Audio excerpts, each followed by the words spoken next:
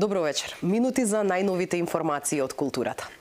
Со проекција на францускиот филмски хит Грофот од Монте Кристо. На 7 март се отвара месецот на франкофонијата во Скопје, чии содржини ќе се одвиваат се до 8 април.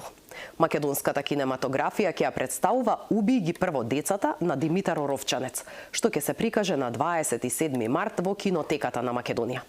Македонија е полноправна членка на меѓународната организација на франкофонијата од 2006 година.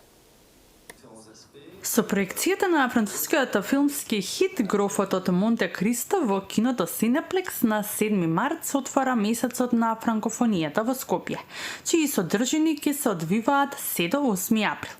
Во креирањето на филмската програма учествуваат амбасадите на Грција, Бугарија, Швајцарија, Романија, Канада, Белгија и Франција. Ќе биде прикажан по еден филм од секоја од овие земји. Македонската кинематографија ќе ја представува "Уби ги прво децата" на Димитар Оровчанец, кој што ќе се прикаже на 27 март во Кинотека. Зошто секоја година во месец март ја славиме франкофонијата? Вредностите на франкофонијата и што точно тоа значи и зошто го правиме тоа заеднички? Затоа што франкофонијата е заеднички јазичен простор, но и простор на вредности.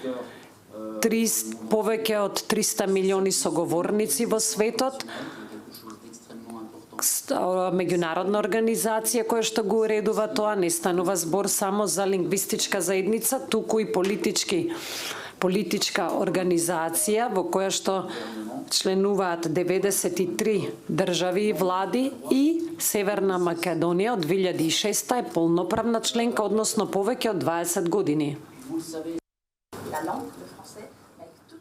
Францускиот јазик е на некој вид на мост помеѓу сите оние културни разлики кои што се во Африка, во Канада. Тоа се све различни јазици, меѓутоа се спојуваат во еден. И за да се навратам во однос на програмата на франкофонијата, која трае еден месец, има различни настани.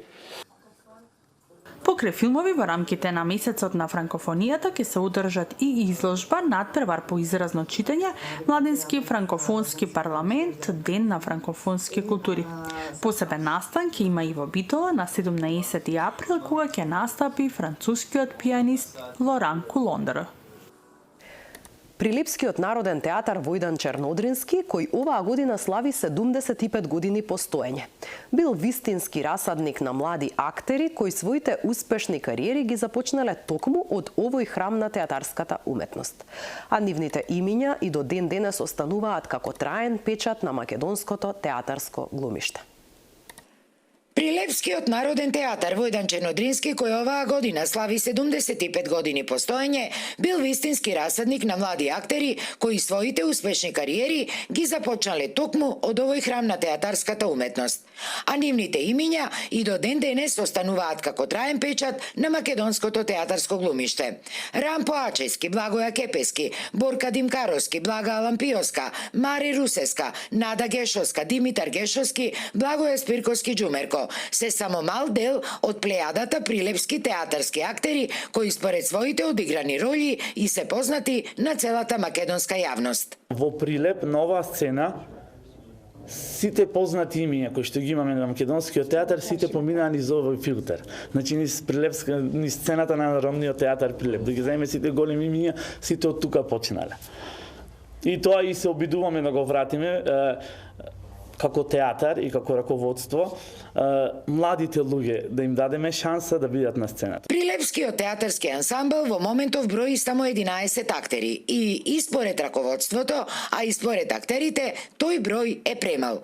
Нужно се потребни нови вработувања на млади дипломирани кадри, а кои за среќа ги имаме, велат прилепските театарџии. Минатата година, ако заприметивте, на нашиот репертуар има мало освежување, значи не се вработени актери, но имаме гости невработени актери, гости студенти, да дадеме на нова енергија и да им дадеме шанса. И тоа ќе биде приоритет наш како институција да им дадеме шанса, барем на актерите кои што имаат завршено во Прилеп, барем еднаш да имаат шансата да се покажат, да се докажат и да покажат што знаат на сцената на овој театар. Освен ова, според Миленковски, во најава биле и известни можности за нови вработувања кои би се реализирале уште во текот на годинава, со што Прилепскиот театар ќе имал огромни придобивки и уште поголем професионален потенцијал.